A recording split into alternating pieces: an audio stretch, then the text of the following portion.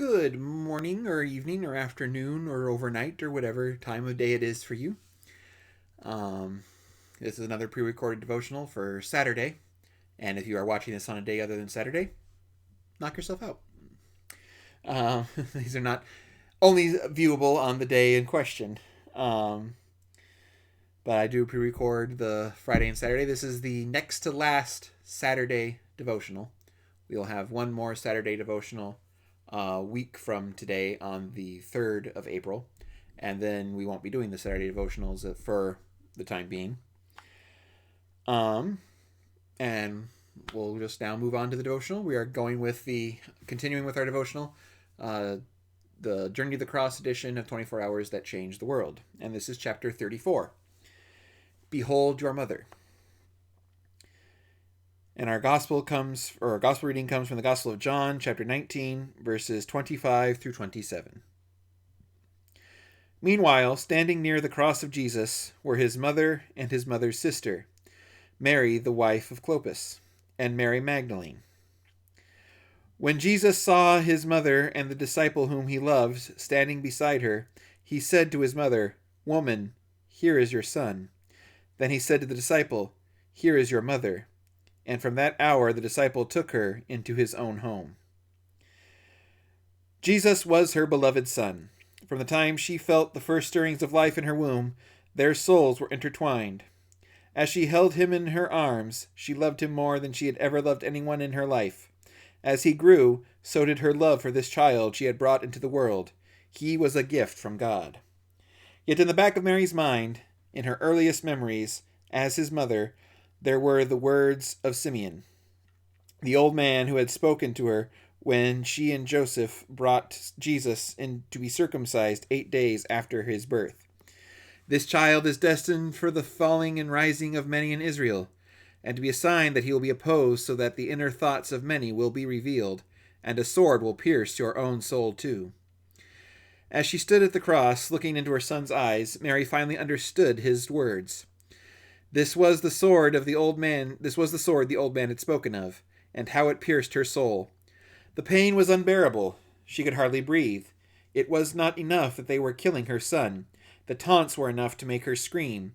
In that moment, when she could stand it no more, when she thought she herself would die, Jesus looked at her and said, "Woman." And then slowly moving his head toward his young apostle John, he added, "This is now your son." And turning to John, he said, "This is now your mother." As Jesus hung there, dying on the cross, seeing the agony in his mother's eyes, he asked John to care for her and asked Mary to take care of him. Tradition has it that John fulfilled Jesus' wishes and cared for Mary the rest of her days. This scene at the cross is a call for us to follow Jesus' example in caring for our mothers, but it is more than that. It is a reminder of the sacrifice and suffering Mary made for us and for our salvation. No human being, aside from Jesus himself, did more to bring about our salvation than Mary. She bore the Christ child, nurtured him, prayed for him, worried over him. She suffered more than any other human being as she watched her son tortured and crucified. The price of our salvation was not only the suffering and death of Jesus, but also the agony of pain of his mother.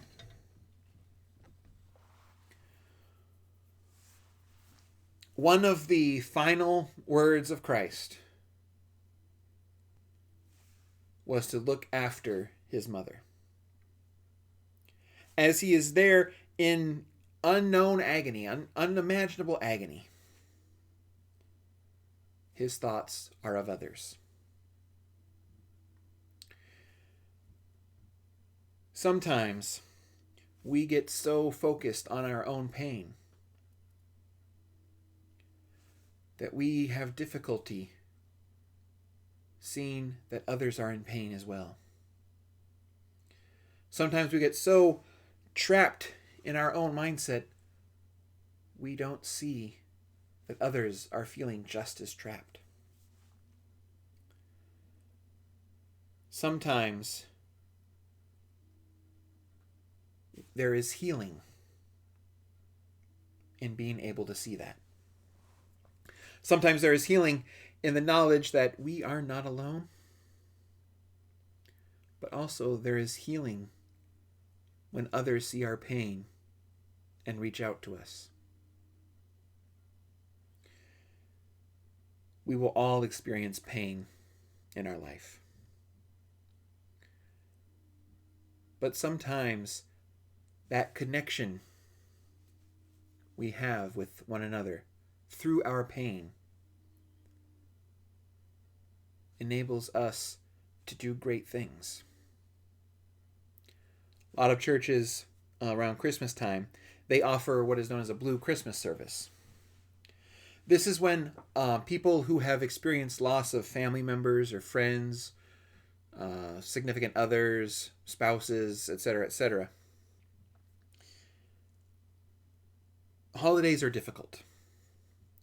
And they come together in a kind of shared grief. Yes, they are in pain. Yes, they are in agony. It's difficult. But there's also a communal healing that takes place. Releasing their pain to one another. Seeing that others are in need, working to help them, and in turn being helped through their pain by others doing the same. There's something very powerful and Christ-like that happens there. Here we have Jesus, who sees his mother in pain. As Hamilton writes, no one aside from Jesus was experiencing more pain that day. Not Peter, not Mary Magdalene, not even the disciple John, but Mary, mother of Christ. She saw her son that she had raised for the last 33 years, that she had prayed for 33 years, that she had cared for 33 years, and by all measures, estimates, that was the age Jesus was when he was crucified. And she saw that pain. She felt that pain.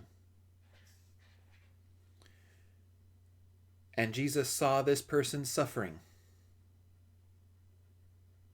And still, from the cross, performed an act of ministry, an act of grace, an act of love.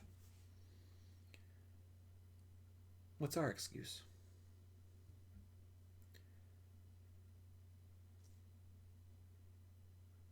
We all need to take time for healing, specifically in the times of great loss.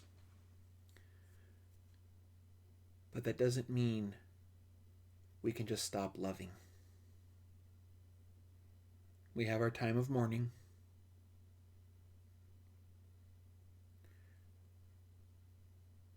But we never let go of love. That's the example Christ set. That even in the midst of all things, love never fades. So, I'm going to again turn to the prayer at the end of the chapter. Lord, even in the midst of your suffering, you were thinking not of yourself, but of your mother. I remember the terrible price she paid, that you might offer us your salvation. As you cared for your mother, help us to care for one another. Amen. That's all I have for today. Just a reminder about Holy Week services. For Palm Sunday, Mount Auburn is meeting upstairs, so that's this coming Sunday, the 28th of March. So Mount Auburn is going to be meeting upstairs for Palm Sunday, and we'll get things set up, like get ready for our Easter garden. Then Thursday, the Garrison is at 7. No, Garrison's at 6, excuse me. So Thursday, April 1st, Garrison's at 6, Stuart Memorial is at 7, and Brandon is at 8 for Holy Thursday. It's a short service. It'll be a scripture and some communion liturgy. And hopefully, like I said, I haven't gotten them yet, but hopefully I'll get the new communion supplies that won't be that less than tasty wafer.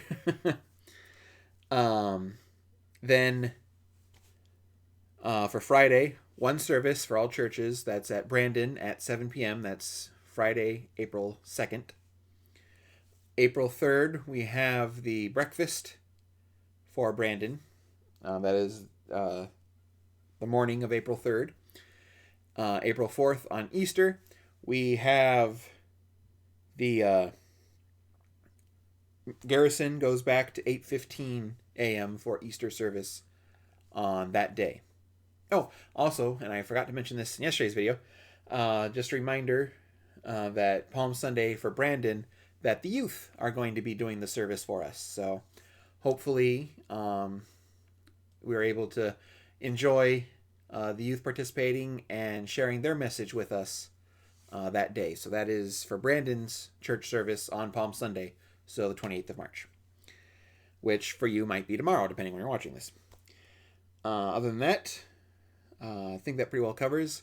I will be taking some time off during the weekend, or not weekend, during the weekday portion, the week after Easter. For starters, the day after Easter is my birthday. We will still have Bible study Tuesday night over Zoom. We will still have that. But the rest of the week, I'm planning, hopefully, we'll see how this works, to get at least the Sunday after Easter taken care of next week as far as worship planning and those things go.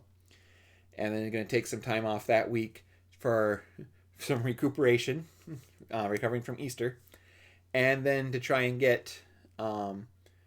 take some time for, I don't want to call it a sabbatical, but to take some time to try and get a lot of the worship services at least mostly planned out for a good portion for the coming months, because I will be starting another course in my course of study work starting in May. So I want to make sure that I have at least the worship services taken care of. So I have, I got my hand in too many pots this past couple months, and it really started to wear on me. And I don't want to make that mistake again. So I want to make sure that we got that situation taken care of.